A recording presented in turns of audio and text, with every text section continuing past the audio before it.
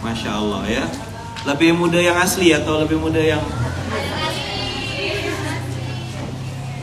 Kira-kira selisih umurnya sama enggak? Nah, ini deh. Mana yang lebih muda? Mana yang lebih muda? Lebih muda Ayaman kah atau lebih muda yang sebelah? Makasih saya juga. Dengan yang itu dia cukur janggut. Iya kan?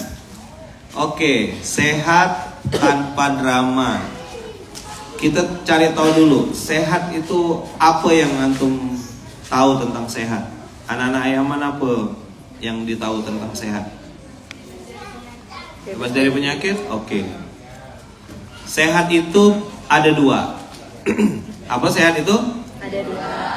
Yang pertama sehat lahir. Kaki, lutut, organ tubuh, fisik sampai kepala. Sehat jasmani namanya. Hari ini banyak orang terlihat sehat. Apa? Terlihat sehat. Tapi sedang sakit. Tapi sedang sakit. Apa yang sakit? Itu curhat. Apa yang sedang sakit? Cuman hampir tiap minggu terima undangan kan? Apa enggak sakit hati itu? Udah siap nikah ya man? Beda keyakinan. Kok bisa beda keyakinan? Laki-lakinya yakin, sayanya tak yakin. Oh, itu sih derita lo ya. Sakit lahir itu banyak obatnya. Bisa ke Pak Dokter, bisa ke rumah sehat, bisa bekam, bisa banyak. Tapi kalau sakit batin, orang yang sakit itu tidak sadar dia sedang sakit dan biasanya tidak mau berobat. Saya ulang ya, anak-anak Ayaman biar dengar. Kalau sakitnya fisik, misalnya sakit gigi gitu, kita pengen cepat sembuh nggak? Pengen. Tapi kalau sakitnya tuh sakit hati atau sakit batin, sakit jiwa kata orang kita, itu orangnya tidak mau berobat. Kenapa? Karena tidak terasa.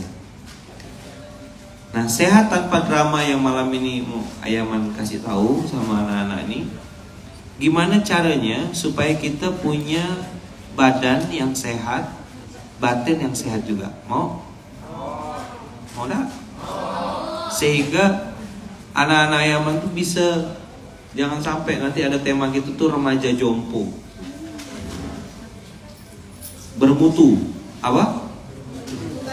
Bermuka tua, boros sekali mukanya tuh. Padahal umurnya baru 17, 18. Kenapa muka kita tua benar sih bilang? Orang tanya sama Ayaman, ada yang pernah nanya, Ayaman, adik udah nikah ke dek? Kata dia. Mak, adik kata dia.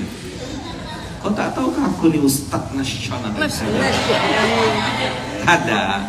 Sampai dia nanya, adik udah nikah ke dek? Kata dia. Saya bilang 4 dah anak saya. Ada yang manggil, geser dikit dek, kata dia. Ya bang. Apa sih kalau pakai kaos gini, kayak celana jeans? Dulu saya Ayaman dulu kalau pergi terbang-terbang tuh pakai topi, pakai kaos, pakai celana jeans.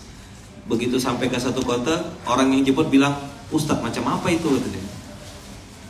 Karena di mata mereka Ustadz tuh harus pakai sorban tinggi 2 meter gitu. Private course yang dulu Ayaman bawa tahun 2000 berapa tuh? 2020 ya, zaman gua masih muda waktu itu ya. 2018, 2019 itu Ayaman selalu pakai kaos, pakai topi. Beginilah dia, Rabu malam beginilah dia. Kita nanti belajar sama-sama. Mudah Ayaman ada Pontianak, kita cerita-cerita. Rabu malam, Kamis, private course. Nah, sehat tanpa drama, sehat tanpa obat, sehat dalam taat. Itu nomor 1, mulainya dari mana? Kan gitu pertanyaannya. Mau? Mulainya dari 4 huruf. Ayo. Adakan lagi private course Ustadz. Inilah dia betua. Cuma beda konsep. Yang ngomong bukan cuma saya, nih udah banyak kader-kader. Nih ngomong tentang babi, ya kan? Tentang, bukan. Nih ngomong tentang lemak, ya kan? Ngomong tentang hati. Ceritalah nanti tentang pantang menyerah gimana. Bikin pantun dulu jualan paku, sekarang jualan rambutan. Dulu tidak laku, sekarang tetap jual rambutan. Apa 4 huruf? Sehat tanpa drama, badan sehat, fisik sehat, batin sehat, dimulai dari 4 huruf. 4 huruf itu namanya HATI. Apa? Baginda Rasulullah Sallallahu Alaihi Wasallam pernah bersabda, di dalam tubuh manusia ada segumpal daging. Kalau baik, baiklah semuanya. Kalau rusak, rusaklah semuanya. Nomor 1, hati itu dia harus nyaman. Musuhnya hati adalah dendam, kesal, dongkol, marah. Inyong ora sudi.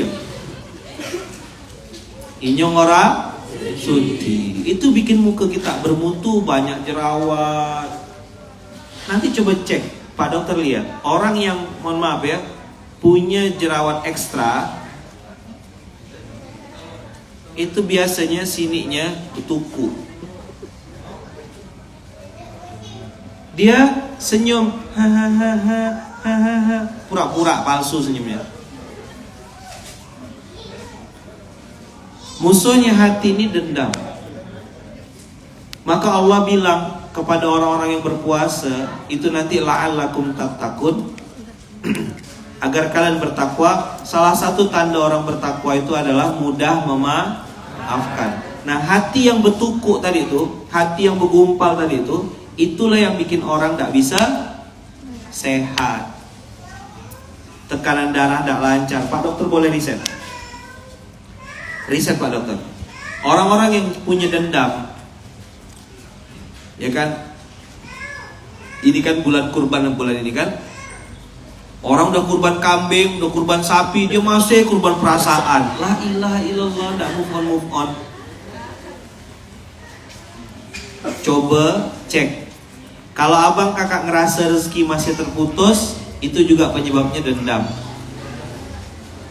Rilis, bilang begini, aku akan tetap bahagia dengan atau tanpa dirimu. Catat, quotes of the day. Dengan atau tanpa dirimu aku tetap bahagia. BTS, bahagia tanpa syarat. Apa BTS? Bakso 3 sapi. Abang kakak yang baik yang rahmati Allah, sehat tanpa drama dimulai dari sini.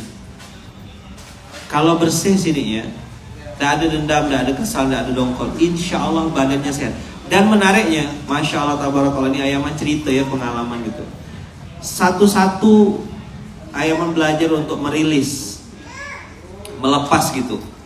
Aku tidak mau benci sama si fulan, tidak mau kesal sama ini. Si itu jahat sama saya misal gitu. Nah, itu urusan kau sama Allah, aku udah maafkan.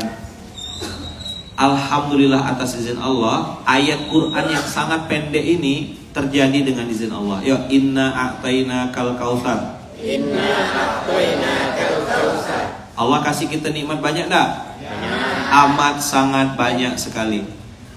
Mata, telinga, mulut, jantung, dada, ginjal. Kalau dibedah satu-satu nih, Masya Allah, luar biasa besarnya. Inna a'tayna kal kautsar. Fasolli li rabbika wanhar. Salatlah untuk Tuhanmu dan berkurban. Inna syani'aka. Apa dia inna syani'aka? Sesungguhnya orang yang membencimu, dialah yang terputus dari rahmat Allah. Jadi ikut Ayaman. Dia yang membenci. Dia yang bunuh diri. Dia yang membenci. Dia yang bunuh diri. Nanti Pak Dokter hubungkan semua materi ini, ujung-ujungnya ke sini. Sakit ke, tekanan darah ke, apa pusing ke, termasuk wajah berjerawat dan lain-lain itu coba cek. Wajah yang tua sebelum waktunya. Itu semua berawal dari sini. Dan itu yang ngomong bukan saya, bukan Ayaman. Itu kata Ayaman, enggak, Allah lewat Rasulnya. Kata baginda Rasulullah, siapa yang hatinya bersih, maka seluruh tubuhnya baik, termasuk fisiknya sehat. Orang yang tidak punya dendam, hidupnya ringan. Orang yang tidak punya dendam, hatinya pasti nyaman. Tapi coba kalau punya dendam, coba kalau punya benci, nengok orang muncung mulu, macam bagus ya kau tuh apa? Gitu kita ngomong sama dia. Emang kau udah ganteng benar kan? Emang kau udah cantik benar kan? Cantik ya pakai filter kok.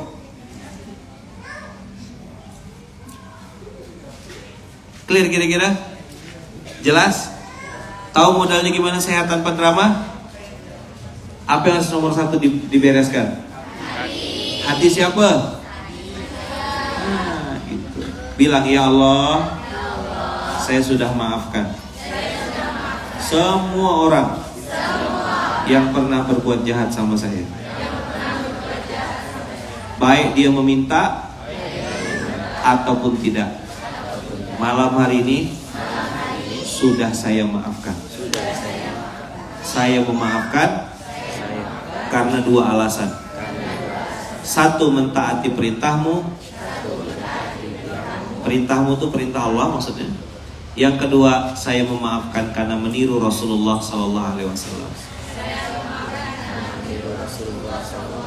Catat besar-besar, tulis besar-besar Pak Dokter. Kenapa kita memaafkan? 1, karena perintah Allah. Yang kedua, meniru Rasulullah. Ya Allah, saya sudah maafkan semua orang yang pernah berbuat jahat sama saya. Saya memaafkan mereka semua ya Allah karena Engkau, karena Allah. Yang kedua, dan saya memaafkan mereka semuanya karena meniru Nabi Muhammad SAW. Siapa yang mau sehat? Bagaimana cara sehat? Memaafkan hati. Yuk semuanya. Bersih. Tidak ada dendam.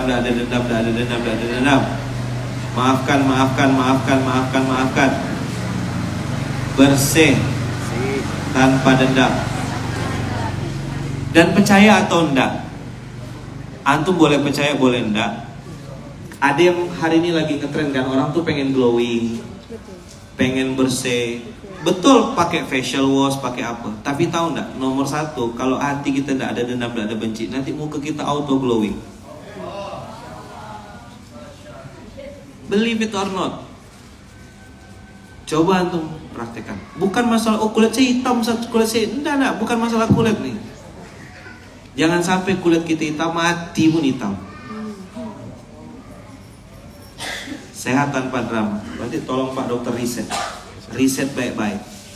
1, tadi kan saya bilang saya memaafkan karena Allah. Yang kedua, meniru Rasulullah.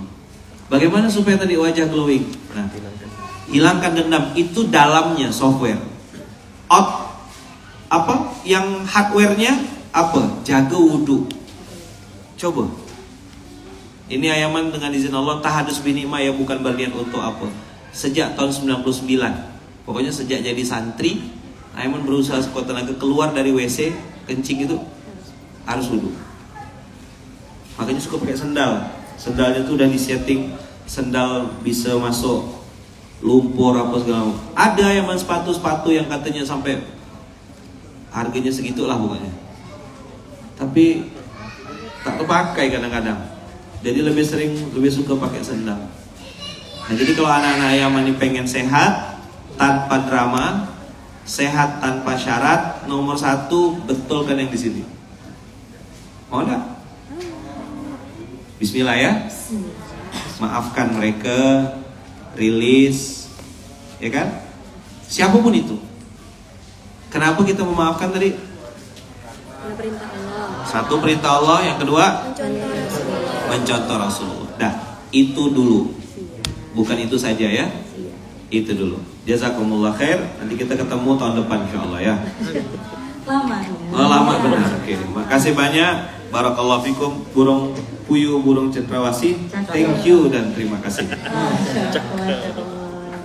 Beri takbir dulu pada Ayah Man. Allahu Akbar. Udah selesai, boleh balik nih. Udah balik? Oh, udah. Belum. Nah, Ayo. ini ada satu lagi. Tidur nih. awal, tidur awal. Tidur awal. Ada kaitannya soal sehat dan Makanan. makanan. Berarti kalau ngomong soal makanan, emang halal apa sekedar halal, Bang? Ya, benar. Berarti harus toib juga kan, Bang? Nah, sebenarnya halal dan toib itu seperti apa sih? Apakah kita tuh bisa makan daging, terus kita nggak tahu potongannya seperti apa, Proses kita pemotongannya proses seperti apa, gimana? dan tadi ngomongin soal diet, apakah kita boleh konsumsi obat-obatan diet? Nah, apa Abang pernah? Saya enggak pernah. Oh, enggak pernah. Dan kita langsung tanyain aja ya, Bang. Karena hati saya tadi tidak ada dendam. Jadi, Sehat. kayaknya nyium-nyium bau angus nih. Angus amal. Jangan sakit. Oh, jangan sakit sakit. di atas tanggal 25. Oh, itu sakit juga. Ya Jessica. Allah, itu. Oh, sakit kepala. Sakit kepala. Berarti kita langsung aja nih Oke, Kak. tanya ke Kak Cici. Kak Cici, boleh Kak penjelasan sedikit Kak soal konsumsi halal Nah, ini, dalam Om Babi, kesehatan Om Babi. yang tanpa drama ini? Silakan. Nah, dah. A'udzubillahi minasyaitonirrajim. Bismillahirrahmanirrahim. Assalamualaikum warahmatullahi wabarakatuh. Waalaikumsalam warahmatullahi wabarakatuh. Saya izin Ustaz, izin Salam, Pak siap. Dokter. Bismillah, izin Silakan. kawan semuanya. Bismillahirrahmanirrahim. Rabbi shrah li sadri wa yassir li amri wahlul 'uqdatam min lisani yafqahu qawli. Rabbi anzilni munzalan mubarakan wa anta khairul munzilin. Allahumma shalli ala sayyidina Muhammad. Yang dia belum. Nah, jadi kawan-kawan, dalam Islam itu kita mengenal yang namanya syariat. Kalau kita makan tuh harus halal dan thayyib, ya Bang ya. Nah, maka kalau kita bedah secara luas, halal itu artinya kalau dalam bahasa Arab itu artinya boleh. Sesuatu yang boleh kita makan, yang tidak dilarang oleh agama. Misalnya apa Kak Chelsea? Misalnya bukan babi, sapi, ayam, kambing boleh enggak Kak? Boleh. Ada yang suka makan kambing? Oh, enggak ada. Oke. Kurang sedap. Kalau makan hati suka enggak? Makan hati. Sering. Oh, sering, Masya Allah. Korban perasaan semuanya jadi. Curhat. Nah, Bang tadi kata kita pernah sakit. DMC curhat ya. Nah, jadi kalau dalam Al-Quran itu perintahnya ada di Quran surah Al-Baqarah ayat 173. Di situ Allah jelaskan, dan janganlah kamu memakan babi, darah, bangkai dan hewan yang disembelih selain dengan mengucapkan nama Allah. Itu yang haram. Maka selain itu boleh, itu halal. Nah, ada lagi yang namanya toyib. Toyib ini artinya boleh. Kita ya Ustaz ya. Soalnya saya kalah Baik. gak besar. Jadi toyib itu artinya boleh, boleh di sini. Toyib itu artinya baik. Baiknya maksudnya gimana Kak Chelsea?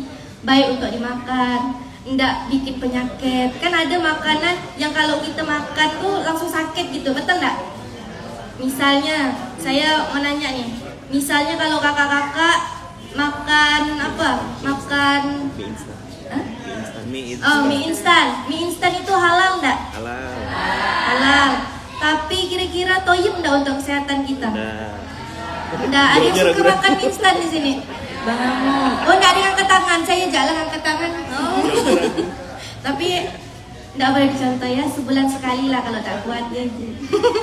Jadi mie instan itu kawan, dia bisa dikatakan halal tetapi tidak toyib untuk kesehatan. Maka dalam Islam halal itu belum tentu toyib, tetapi makanan yang toyib insya Allah sudah pasti halal. Contohnya misal makanan yang bukan seperti mie instan tadi. Nah, karena halal itu belum tentu toyib, tetapi makanan yang toyib sudah pasti halal. Toyib tuh misalnya gimana lagi Kak Chelsea?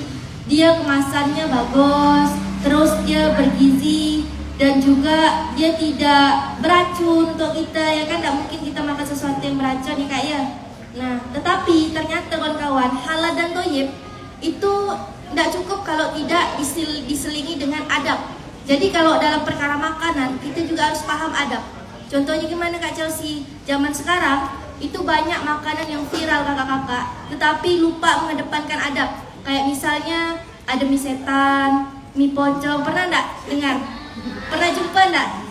Atau pernah jadi pelaku yang makan? Pernah, Masya Allah. Nah, jadi kira-kira boleh enggak kita tuh makan sesuatu yang namanya enggak pantas kayak gitu Kak Chelsea, tapi zatnya tuh halal. Ternyata kawan-kawan, Rasulullah itu melarang kita untuk mencela makanan. Ya, jadi Rasulullah kalau enggak suka sama makanan, beliau tidak akan mencela. Kalau beliau tidak suka, beliau tinggalkan atau diam. Nah, apalagi kalau seandainya dikasih penamaan yang jelek. Nama itu kan adalah doa ya. Makanan itu mendarah daging. Bayangkan kalau hari ini kawan-kawan makan mie setan, kira-kira sama dengan mendoakan diri kita sendiri tidak tuh? Nah, ada yang mau jadi itu? Tidak ada ya? Nah, takut gak lah itu? Nah, parahnya lagi kakak-kakak, ada yang baru-baru viral akhir-akhir ini, itu makanan dibentuk menjadi alat vital Ustaz. Ada di Bali. Nah, itu dia jual krep, dan yang makan itu kakak-kakak pakai jilbab. Dikontenin, dimasukkan ke dalam Instagram, viral. Itu aduh lah. Nah, jadi itulah kenapa makanan nih, apalagi kalau kita yang bisnis kuliner ya, tidak cukup sekedar memperhatikan halal dan toyib, tetapi adab juga perlu memperhatikan. Karena jangan sampai kita mencari untung dan menghindari rugi, kita justru melanggar rambu-rambu yang seharusnya tidak kita langgar. Seperti itu. Jadi Islam tuh sesempurna itu kawan-kawan. Nah, kurang lebih seperti itu. Alhamdulillah. Jadi Bang, biasanya makan mie apa Bang namanya Bang? Saya semua Indomie saya makan. Oh, so. Bersyukur ada Indomie ini kita makan. Enggak, saya mikirin istri saya ya. Oh, gitu. Berarti nih Kak, ini bisa kita langsung lempar aja nih ya. Ya. Mungkin kepada teman-teman yang langsung pengen tanya jawab. Mumpung ada ketiga spesial tamu kita hari ini, mungkin ada yang mau bertanya? Dari teman-teman, ada yang ingin bertanya? Oke. Oh, ada satu Kak. Silahkan. Nanti jangan lupa ya Kak ya, di situ ada foto booth. Jadi itu bisa digunakan juga, dimanfaatkan dengan sebagaimana mestinya. Jadi silakan nanti bisa berfoto. Sandy, dan kita izin share ini tentang acara itu. anak-anak muda. Silakan Kak. Baik, auzubillahiminasyaitonirrajim. Bismillahirrahmanirrahim. Assalamualaikum warahmatullahi wabarakatuh. Assalamualaikum warahmatullahi wabarakatuh. Alhamdulillah. Ini suasana di Munzalan. Namanya Mufasa Munzalan After Isya. Jadi ini kemasannya kemasan ala anak-anak muda. Saya Mengulang sejarah private course zaman dulu. Mencoba, niat dulu lah kan.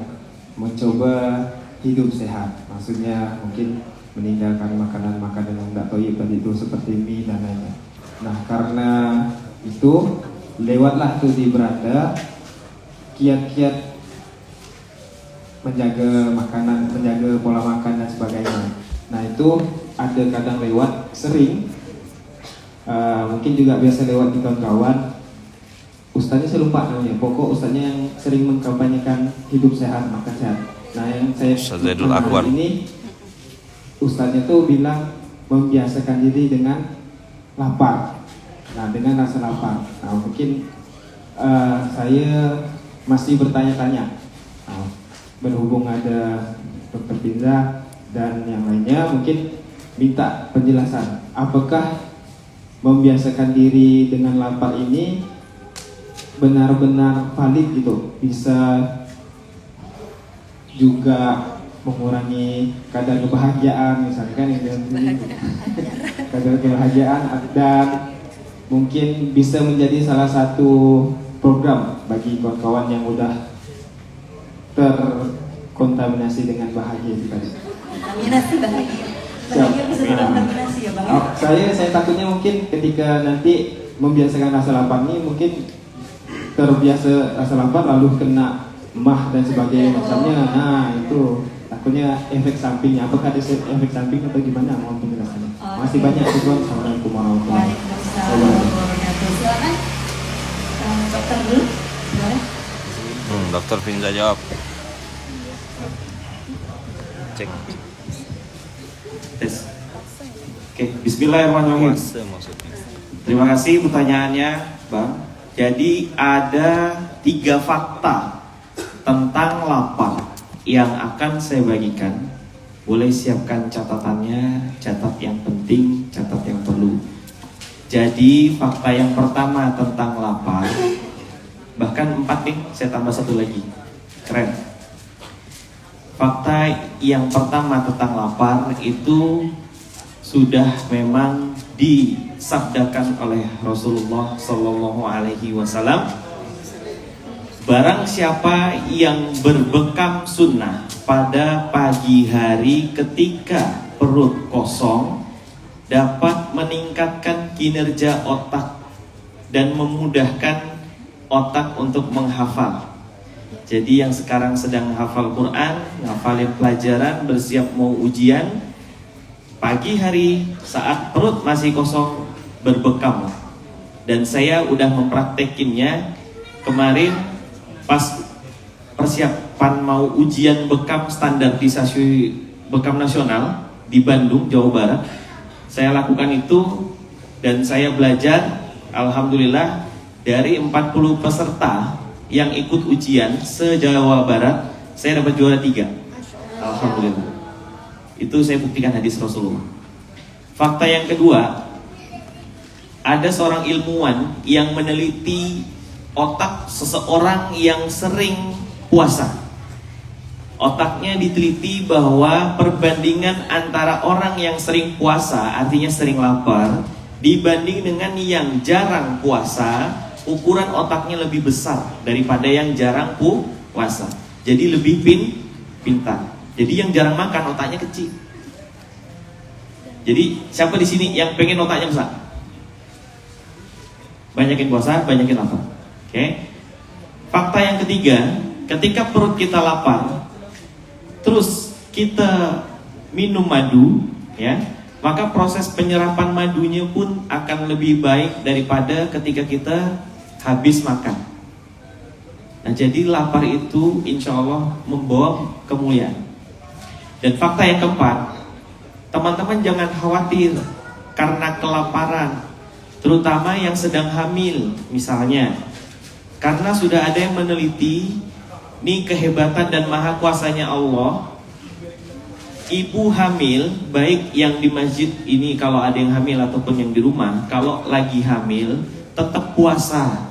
Karena sudah ada yang meneliti, ibu hamil bisa bertahan hidup sampai 3 hari tanpa makan dan bayinya masih sehat. Karena di dalam badan manusia ada yang proses yang namanya gluconeogenesis.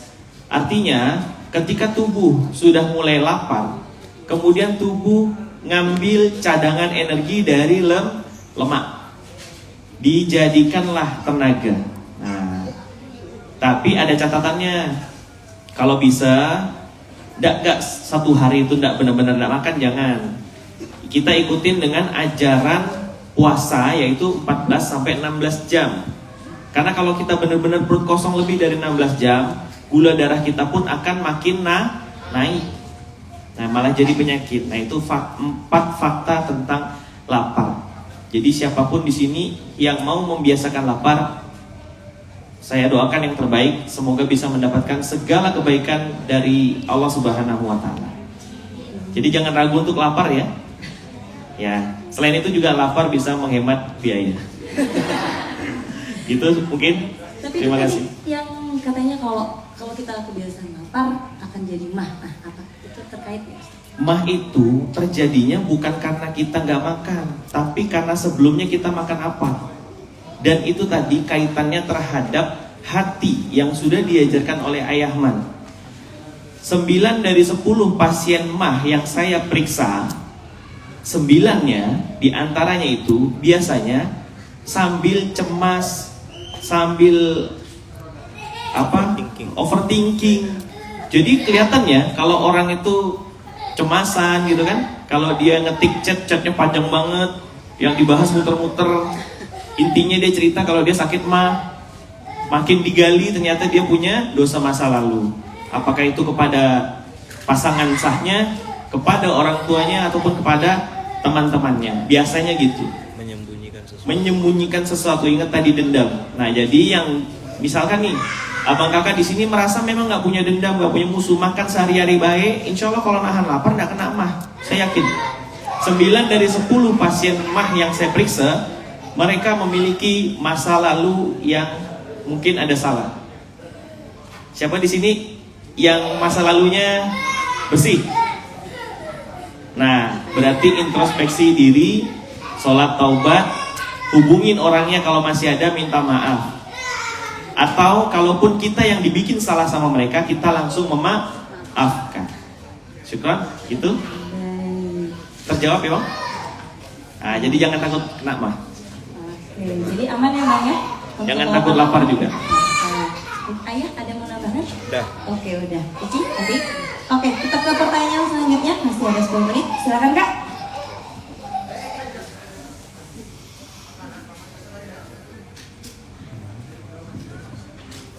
Bismillahirrahmanirrahim. Assalamualaikum warahmatullahi wabarakatuh. Izin bertanya, dokter, Ustaz, Azhar, dan teman-teman sekalian. Karena saya juga sekarang lagi proses untuk diet ya dokter ya gitu. Mungkin tadi dokter memaparkan ada beberapa makanan yang karbohidratnya bagus. Karbohidrat kompleks. Yang saya tanyakan bagaimana cara pengolahannya gitu. Apakah misalnya ubi tadi, kalau ubi digoreng itu bisa buat karbohidratnya tetap bagus atau gimana? Itu pertama. Terus yang kedua, saya pernah dengar kalau dia tidak olahraga itu lemak-lemak yang mohon maaf yang di sini itu biasanya kayak nggak mau mengecil gitu tanpa olahraga. Nah mungkin itu yang saya tanyakan karena jujur saya sedikit bingung. Ada dokter bilang tadi katanya tanpa olahraga juga nggak apa-apa, tapi saya ada dengar di beberapa sosial media itu dia tanpa olahraga itu sangat tidak baik juga gitu. Mungkin itu sekian dari saya. Assalamualaikum warahmatullahi wabarakatuh. Bukan dietnya. Tidak apa, jawab. Oke, syukran Kak, izin ya. Saya ngawal. Jadi saya nggak bilang diet tanpa olahraga itu nggak apa-apa, bukan. Tapi daripada nggak diet gara-gara nggak punya waktu untuk olahraga, maka saya menawarkan untuk mengurangi atau meniadakan nasi yang kita makan sehari-hari. Tapi memang pada dasarnya olahraga itu perlu. Karena gini teman-teman, olahraga itu kan prinsipnya menggerakkan badan supaya pembakaran lemak kita itu merata. Tapi olahraga yang seperti apa dulu? Ternyata kalau kita proses diet, olahraga yang dianjurkan bukan olahraga yang sifatnya menang kalah. Apa contohnya? Main sepak bola, basket, bulu tangkis, tenis. Itu sementara kalau kita sebelumnya belum pernah olahraga, kita tidak dianjurkan untuk olahraga itu. Maka yang dianjurkan apa? Jogging, lari pagi, berenang. Nah sesuai sunnah kan. Apalagi kalau di sekitar kita ada kuda, naik kuda. Kuda lumping. Abang kakak tahu enggak kenapa Rasulullah menganjurkan kita olahraga kuda sama berenang? Rasul itu pintar. 1400 tahun yang lalu Rasul sudah tahu tentang konsep ini. Padahal Rasul bukan dokter, bukan dosen, bukan peneliti.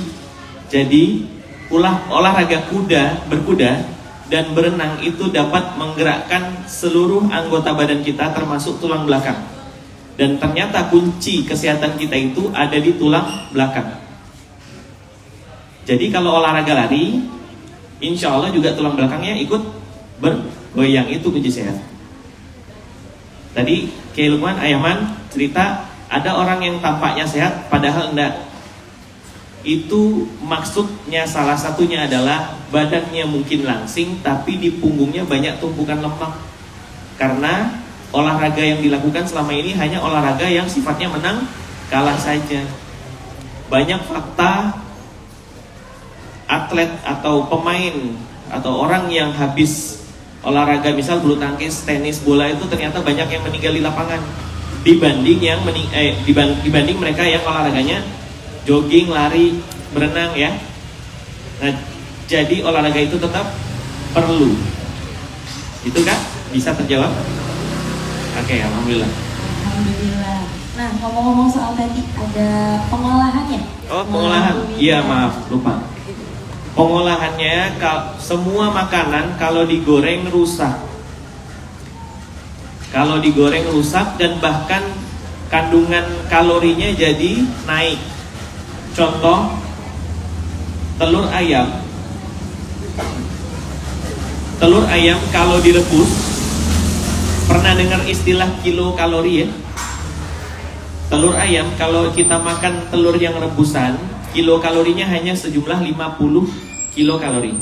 Begitu kita jadikan dia goreng, telur dadar atau telur mata sapi, jumlah kalorinya jadi 100, naik. Ayam, siapa yang di sini pernah makan ayam pop, ayam bakar, ayam panggang ya? Dada ayam sekitaran 150 kilokalori. Tapi kalau dada ayam kemudian digoreng dan ditambah tepung, maka bisa jadi 300 sampai 400 kilokalori. Anggap saja saya kurang hafal detail angka kilokalori kita sehari. Maksudnya gini, setiap manusia punya kebutuhan kalorinya masing-masing.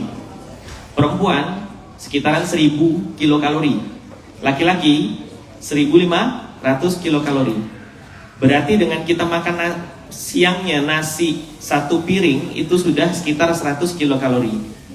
Ditambah dengan ayam goreng tepung sudah 400 kilokalori. Minumnya es teh manis itu bisa kurang lebih 75 sampai 100 kilokalori. Udah berapa? Udah 600-an, 600 lebih. Belum lagi kerupuknya. Ini rahasia ya. Pernah lihat kerupuk mamang? Satu kerupuk mamang itu sama seperti kalian makan satu nasi 1 piring. Sebelah. Kalau yang kerupuk-kerupuk sebelah saya kurang tahu berapa kilo kan. Tapi kerupuk mamang yang bulat tuh, yang kita makan kalau makan bakso bisa 3 kerupuk.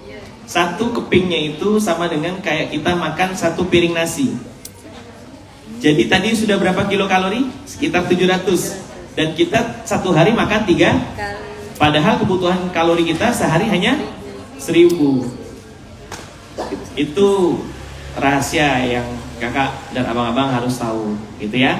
Nah, cara pengolahan yang sehat kalau dari caranya Rasulullah yang diajarkan oleh Dr. Zaidul Akbar, Ustadz Abdurrahman Dhani, Dr. Agus Rahmadi dan lain-lain, pengolahan bahan makanan yang terbaik itu dikukus sama dipanggang. Ya. Contoh misalnya mau makan salad, nah yang kayak kentangnya gitu kan, wortel, nah itu boleh dikukus gitu. Tapi ingat, tidak semua makanan itu baik kalau dipanaskan. Contoh madu. Madu itu hanya mampu bertahan di suhu 37 derajat Celcius. Jadi salah kalau kita bikin madu sambil direbus dengan jahe, itu salah, malah jadi racun. Madu hanya boleh di bawah 37 derajat Celcius. Dan Nabi Muhammad SAW riwayatnya kalau minum madu pakai es atau minumannya dingin. Bayangin, Rasul udah tahu, ya kan?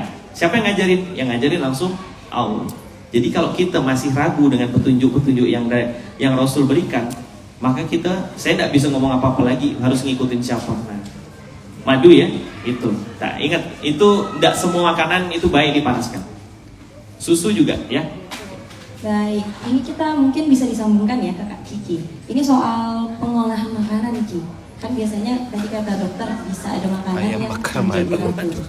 Nah itu berarti yang harus kita konsol. Kalau dalam traktir setiap orang makanan boleh, itu pengolahan kalau makan makanan. seorang jangan. Silakan, Kiki. Bagi-bagi. Mungkin kalau dari segi racun itu tadi bisa dibahas sama Dr. Finza ya. Nah, tetapi ternyata kawan-kawan, dari pengolahan makanan yang salah itu bisa menjadikan makanan yang tadinya halal itu berubah statusnya menjadi haram. Contoh, tadi kakaknya nanya tentang ubi. Ubi itu kalau diolah, difermentasikan bisa jadi tapai, betul nggak? Nah, tapai itu kan ada sarinya ya. Sarinya kalau diolah lagi itu menjadi arak. Nah, hari ini arak itu tidak dalam berbentuk yang sering kita lihat yang kayak orang biasa minum tuh enggak, Kak. dia sekarang banyaknya berbentuk sebagai bumbu masakan. Namanya angciu atau arak merah. Nah, di sini ada yang suka makan seafood? Ada yang suka makan tumis sayur, kangkung. Terus ada yang suka makan nasi goreng. Pernah lihat nasi goreng kalau dimasak ada apinya? Atau tuh. Jadi atau siapa yang sering nginap di hotel kalau staycation? Ada. Nah, ini saya bocorkan sedikit ya. Ternyata kakak-kakak, angciu itu banyak dipakai di hampir seluruh masakan, terutama seafood. Jadi kalau kakak-kakak hari ini suka makan seafood, hati-hati. Cek dulu, tanyakan, "Bang, halal nggak nih? Restorannya udah halal belum?" "Oh udah," misalnya. "Ada pakai angciu nggak?" Oh, biasanya jawabnya kan kayak gini, "Oh kita nggak pakai angciu." Atau jawabannya, "Oh kita ada menu yang pakai angciu, ada juga enggak." Kakak bisa pilih, kalau mau enggak pakai angciu juga bisa. Ada kadang jawabannya seperti itu. Maka kalau kakak-kakak udah paham, hindari dan jangan pernah makan di situ. Karena apa? Karena takutnya terkontaminasi alat masaknya, Kak. Karena angciu itu sama dengan khamar. Kita mungkin hari ini tidak minum minuman keras, tapi ternyata makanan kita ada khamarnya. Nah, termasuk juga di hotel-hotel. Kemarin saya sempat wawancara sama AA Syarial, beliau adalah chef dulu ya. Pernah kerja di beberapa hotel juga. Dan beliau sampaikan, dan memang rata-rata hotel itu pakai angciu. Bedanya angciu itu tidak dalam botol lagi, tetapi udah dipindahkan ke wadah curah. Nah, maka saya kalau misalnya nginap di hotel, saya tidak mau sarapan di hotel. Saya selalu cari makanan di luar, atau kalau ada nasi kuning itulah yang saya makan. Kadang kalau safar tuh makanan sisa tadi malam saya bisa makan lagi untuk pagi hari, sengaja saya sisakan. Karena apa? Saya takutnya tidak dapat sarapan pada saat pagi. Nah, karena kawan-kawan, ada orang yang hari ini itu menahan laparnya karena malu sama Allah untuk memaksakan dirinya memakan perkara yang syubhat atau yang haram. Tapi banyak dari kita hari ini, mau itu halal ke, haram ke, asalkan dia viral, banyak, enak, murah, kita hantam. Betul nggak? Fakta atau mitos? Siapa pelakunya? Saya pun pernah, Kak. Nah, apalagi yang perempuan ya, hari ini banyak yang viral-viral, Kak ya. Nah, maka saran saya, kita jangan latah, jangan kagetan. Harus tahan diri loh, tahan diri. Karena kadang yang tren tuh bisa jadi menjebak. Kayak yang tadi saya bahas tuh kan, ada kue bentukannya ala vital. Karena unik tadi tuh, oh halal dah makannya. Tapi ternyata secara adab kan tidak etis ya. Nah, jangan sampai seperti itu. Dan angciu ini kakak-kakak ya, itu juga biasanya ada pada seafood, ada pada tumisan kangkung. Pernah enggak lihat orang masak kangkung, numis kangkung itu keluar apinya? Itu namanya teknik flambe. Teknik flambe itu ada dua kemungkinan, bisa pakai alkohol, bisa tidak. Nah, tetapi kita kalau udah ketemu yang kayak gitu, kalau ragu-ragu, udahlah tinggalkan. Karena perintah Rasulullah itu seperti itu. Kalau kakak-kakak merasakan keraguan terhadap suatu perkara, artinya perkara itu ragu atau sama dengan syubhat, tinggalkan. Di saat kita meninggalkan perkara syubhat, maka kita secara tidak langsung kita sudah menjaga kehormatan dan menjaga diri kita. Betul, Ustaz? Nah, kayak gitu. Kayak dikawalisin ya jadinya. Betul, Ustaz? Kayak gitu ya. Nah, kakak ya, karena perkara yang syubhat atau yang sama tadi itu boleh jadi menjerumuskan kita kepada perkara yang haram. Jadi lebih baik ditinggalkan. Nah, ngeri ya. Hari ini mungkin kita tidak makan babi, tidak minum khamar, tapi masya Allah tabarakallah, banyak fenomena makanan hari ini itu ada yang dicampur dengan khamar. Misal tadi kan seafood, ada tumisan sayur, itu dimasakkan. Kopi yang hari ini kita minum, kopi halal apa haram? Halal. Kakak-kakak siapa yang baru tahu kalau hari ini kopi bisa haram? Belum tahu ya. Kopi itu Kak bisa haram kalau dicampur dengan khamar. Hari ini banyak fenomenanya. Kalau kakak-kakak nemu menu yang namanya Irish coffee atau tulisannya Irish coffee, Baileys coffee atau rum coffee, jangan dibeli. Karena yang tadi saya sebutkan, rum, Baileys, Irish itu khamar. Turunan khamar itu banyak di brand yang itulah. Nanti kakak-kakak cek sendiri. Kalau mau tahu lebih lengkapnya bisa follow @kulinermuslim.id. Itu pernah dibahas. Nah, bayangkan Kak, kita hari ini pendatang Tenteng. Follow sekarang, Follow sekarang, follow. Follow sekarang. Nah, kulinermuslim.id. kulinermuslim.id. Itu dari Pontianak, insyaallah. Ini foundernya. Saya foundernya. Nah, jadi kopi itu ternyata bisa haram. Ngeri enggak tuh? Selama ini siapa yang baru tahu? Ada yang ciu, ada orang, siapa yang selama ini baru tahu? Coba angkat tangannya. Nah, dan tahu enggak apa dampak dari memakan makanan yang tidak halal? Nah, tahu enggak? Mau tahu enggak apa dampaknya? Mau? Nah, kita serahkan ke ayah kita. Silakan. Tangannya. Ya, saya Udah lagi serahkan tegas. kepada Berlanjut nih biar seru ya. Sambung menyambung. Silakan. Ayah. Ini semangat sekali. Nah, abang kakak nanti silakan follow kulinermuslim.id, gerakan sadar halal atau Eats Chelsea ya. Jadi dampak dari makanan yang tidak halal, tidak toyib, tidak baik, ini dampaknya adalah doa tertolak. Apa dampaknya? Doa. Jadi kalau kita asal makan, sembarangan makan, kemudian yang penting viral, promo, enaan, wa murahan, wa banyakan, wa gratisan, itu kita sedang mempertaruhkan doa kita. Makanya banyak orang tuh galau, tidak sembuh-sembuh, mau hajat A, tidak beres-beres. Itu salah satu penyebabnya salah makan. Jadi jangan anggap remeh masalah makan. Nabi Adam tuh dilemparkan Allah dari surga gara-gara apa? Salah makan.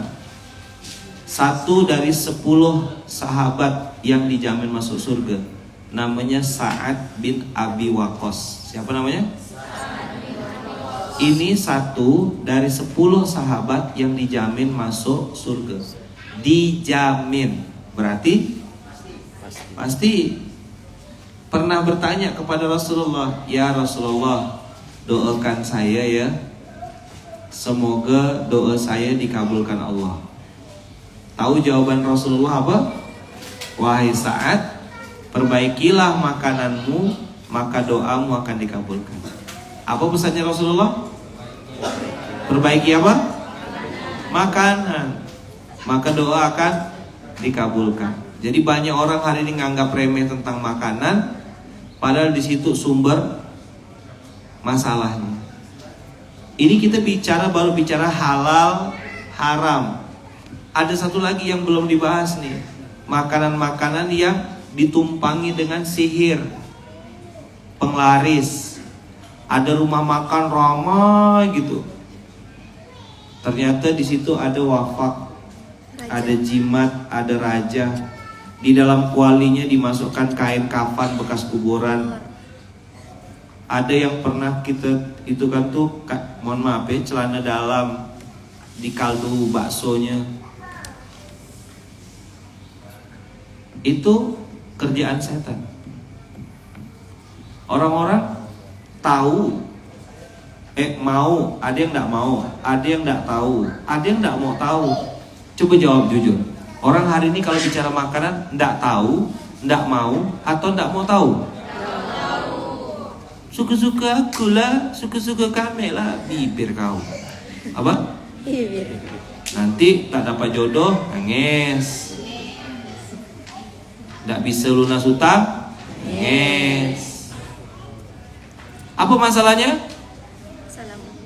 Bibir. Apa masalahnya? Apa masalahnya? Bibir. Inilah dia. Dikasih tahu, marah. Betul tak? Dialah yang paling benar. Nanti kena unfollow, baper. La ilaha illallah. Sereceh itu masalah orang hari ini ya. Receh tak? Kena unfollow. Emang apa kalau kena unfollow? Mati ke? Betul tak? B aja. Aku benci sama dia, ku unfollow kau. Emang mati kena unfollow. Ya, biasa aja. Oke?